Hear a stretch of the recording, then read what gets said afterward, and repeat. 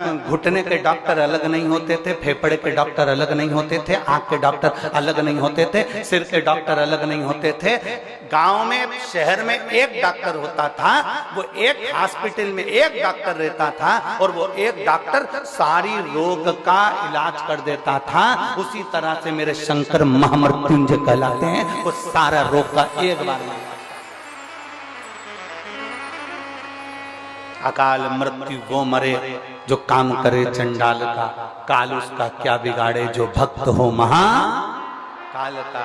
जो शंकर की आराधना करने वाला, शिव की स्तुति करने वाला, शंकर का अनुमोदन करने वाला, शिव स्मरण में डूबने वाला, उसका इलाज मेरा भोलेनाथ जानकर कर देता है।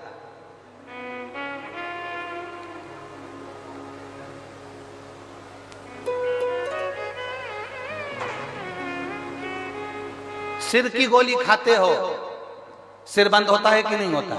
जम के तो बोलो, होता है ना। पेट की गोली खाते हो, पेट बंद होता है कि नहीं होता? जम के बोलो, होता है ना। नेत्र की गोली खाते हो, नेत्र की तकलीफ दूर होती है ना। तो गोली को कैसे मालूम कि सिर में ही फिट होना? उस पे सील ठप्पा देकर तो नहीं भेजा गया कि तू कहीं इधर उधर मत जाना। पेट की गोली है तो पेट पे इफेक्ट करना, सिर की गोली है तो सिर पर ही इफेक्ट करना।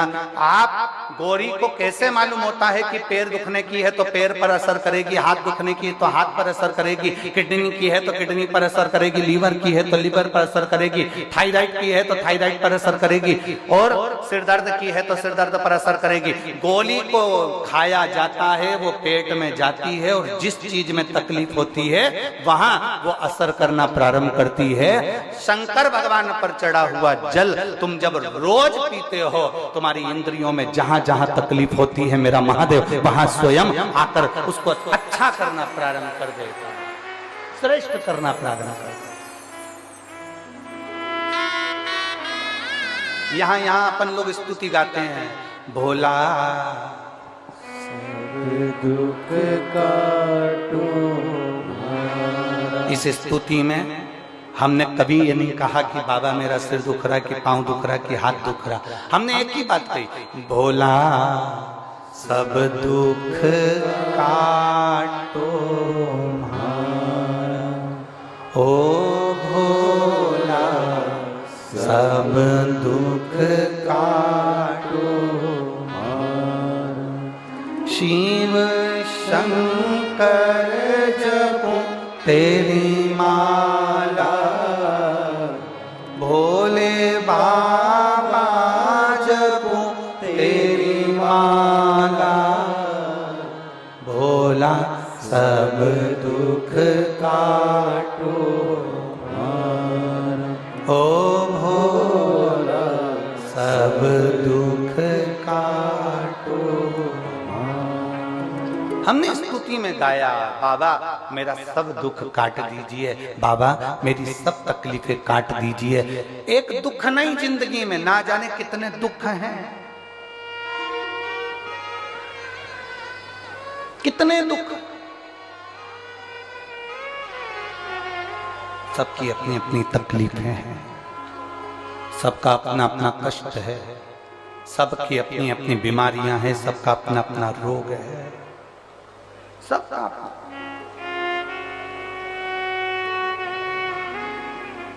चंद्रदेव को रोग हुआ काया का, काया टपक टपक कर गिरने लगी, चंद्र की आंखों में आंसू भर गया। मेरा काया का रोग कौन मिटाएगा? कौन? श्राप किसने दिया था? किसने श्राप दिया था चंद्र को? दक्ष प्रजापति, स्वयं के ससुर ने, स्वयं के ससुर ने श्राप दिया।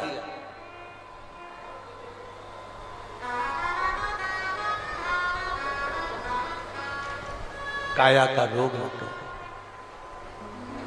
अब इसको मिटाएगा तो मिटाएगा कौन? कौन मिटाएगा? कौन मिटा सकता?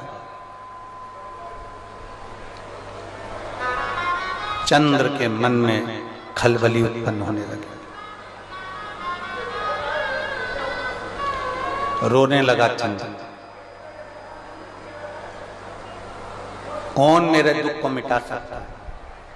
चंद्र की आंख में आंसू भर गए, रो रहा रो रहा। और बहुत ध्यान देने वाला विषय है,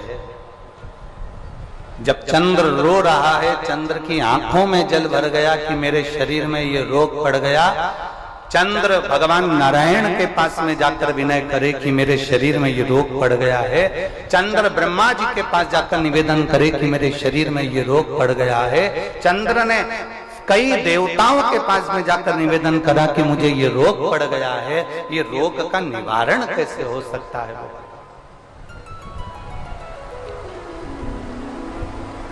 इस रोग का निवारण कैसे, इस रोग से मुक्ति कैसे?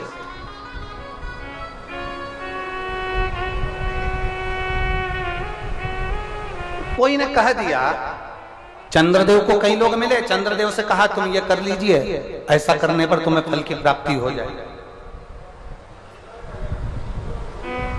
एक शीतल आरती होती है,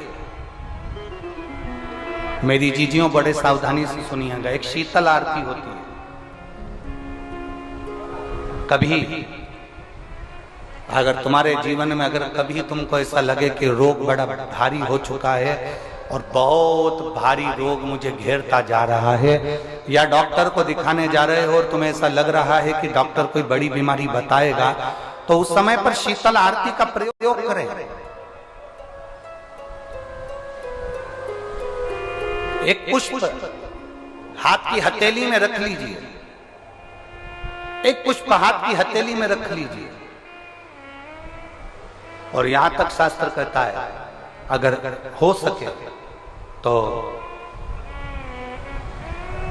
आंकड़े का अगर पुष्प मिल जाए, तुम्हारे यहाँ क्या बोलते हैं उसको, मंदार का फूल, आंकड़े का फूल, अकौए का फूल, जो शंकर भगवान पे चढ़ता है, छोटा सा होता है, घुंघरू जैसा होता है वो, उसको तुम्हारे यहाँ क्या बोलते हैं हरियाणा में? आंख का ही पुष्प बोलते हैं। आंख का पुष्प मिल जाए तो ज्यादा अच्छा है। अब उसमें चाहे सफेद हो, चाहे नीला हो, चाहे गुलाबी हो, जैसा भी हो, हाथ में रखने के बाद हाथ में एक लोटा जल, भगवान शंकर के शिवालय में जब आप प्रवेश करें और प्रवेश करते समय भगवान के सम्मुख में, जब भगवान शंकर के साक्षी में जब पहुंचे, आपके सामने पूजन में कोई भी सामग्री नहीं है, आपके पास में न दिया है, न बाती है, न गर्भवती है, न चंदन है, न कपूर है, न कोई सामग्री है, केवल एक आंख का पुष्प और एक लोटा जल आपके पास में है। शिवालय में पहुंचकर शीतल आरती का प्रयोग करो। 11 बार भगवान शंकर के 11 रुद्रों का स्मरण कर कर जब 11 बार शंकर के शिवलिंग के ऊपर से नीचे तक वो कलश को जब घुमाया जाता है, और घुमाने के बाद वो आग का जो पुष्प है वो अशोक सुंदरी वाली जगह पर समर्पित कर कर भगवान शंकर को जो जल चढ़ाया जाता है, जो जल समर्पित किया जाता है, डॉक्टर भले तुमसे कह रहा हो कि तुम्हें बड़ी बीमारी के चांस हैं, आप जाकर एक बार चेक कराना, तुम्हें वो बड़ी बीमारी निकलेगी ही नहीं, उस रोग से तुम मुक्त हो। इसको शीतल आरती का प्रयोग किया गया।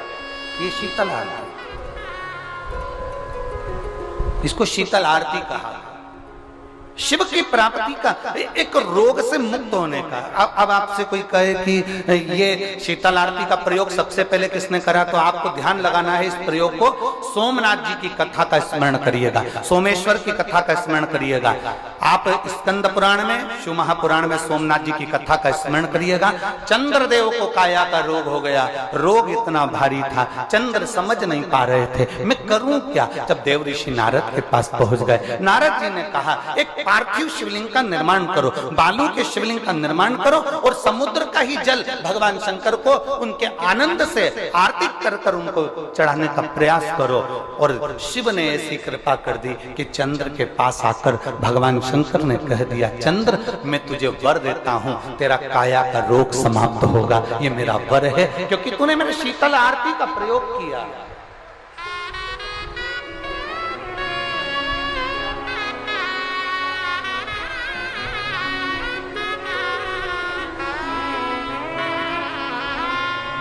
मेरी जीजियों, दो चीजें बड़ा स्मरण में रखिएगा। एक, बैसाख महीने में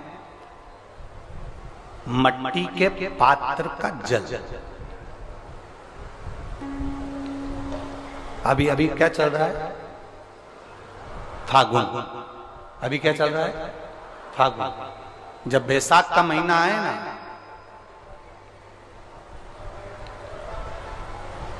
जितने यहां बैठे और जितने आस्था चैनल पर सुन रहे हो, जितने फेसबुक यूट्यूब पर कथा श्रवण कर रहे हैं, जितने मोबाइलों पर देख रहे हैं, प्रयास करना, बैसाख के महीने में मिट्टी के पात्र में जो रात्रि भर जल रखा हो, मिट्टी के पात्र में, अगर आपके पास में घड़ा हो, हंडा हो, नी हो, तो दिया हो, दीपक हो, कुल्लड़ हो, कोई भी तुम्हारे पास में जो मिट्टी का पात्र, उसमें जल भरना। वो जल बैसाख के महीने की किसी भी सोमवार के दिन, किसी भी सोमवार के दिन, बैसाख महीने या किसी प्रदोष के दिन, या बैसाख महीने के शिवरात्रि के दिन, वो मिट्टी के पात्र का जल अपने घर के प्रत्येक व्यक्ति का स्पर्श कराकर उस मिट्टी के पात्र के जल को तांबे के पात्र में डाल लीजिए और घर के प्रत्येक व्यक्ति का स्पर्श करा लीजिए और शंकर भगवान पर कुंदकेश्वर महादेव के नाम से समर्पित करिए। कुंदकेश्वर महादेव। कभी जीवन में पीछे पलट कर देखने की जरूरत नहीं पड़ेगी, आप उन्नति की सीढ़ी की ओर बढ़ते चले जाओ। बैसाख महीने में मट्टी के पात्र का जल भगवान शंकर को समर्पित होना चाहिए। उसका सुख हमारे जीवन को एक आनंद फल प्रदान करता है।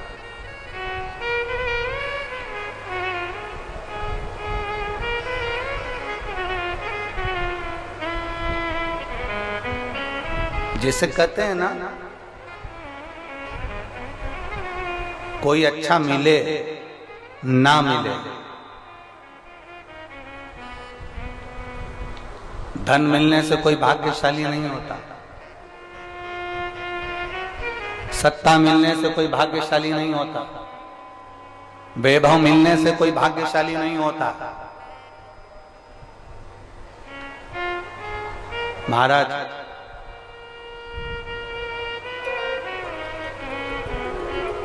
धन मिलने से कोई भाग्यशाली नहीं होता, वैभव मिलने से कोई भाग्यशाली नहीं होता, सत्ता मिलने से कोई भाग्यशाली नहीं होता, बड़ा मकान मिल जाने से कोई भाग्यशाली नहीं होता। शिव महापुराण की कथा कहती है, अगर दो सही मिल जाएं तो तुम्हारा जीवन सफल हो जाए।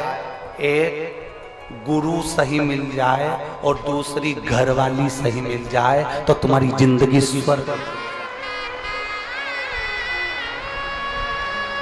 दो सही मिलना चाहिए। धन मिलने से कोई भाग्यशाली नहीं होता, वैभव मिलने